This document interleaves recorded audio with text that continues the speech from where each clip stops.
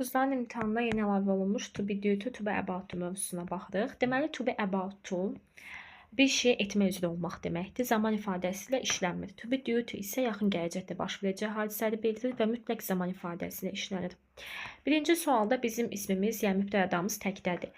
Are, were və adı çıxanda biz burada zaman ifadəsi görürük həftənin 5-ci günü. Buna görə də zaman ifadəsi ilə işlənən seçməliyik olacaq is due to, yəni C variantında. İndi baxırıq deməli ikinci suala. İkinci sualda hər hansı bir zaman ifadəsi yoxdur. Yenə təkdədir mübtədamız, cəmləri çıxırıq və zaman ifadəsi olmadığı üçün cavab olacaq B variantı. Gəlin 7-yə də baxaq. 7-də də birbaşa bizə gələcək həftə, 5 həftə içində, 5 dəqiqə içində və ya həftənin hər hansı bir gününü vermir, amma gələcək gələn aylar içində deyir. Bu da yenə də ofdan əvvəl bizim mübtədamız təkdir. To be olaraq təklə uzlaşdırmalıyıq və zaman məzmunu olduğu üçün doğru cavab olacaq C variantı.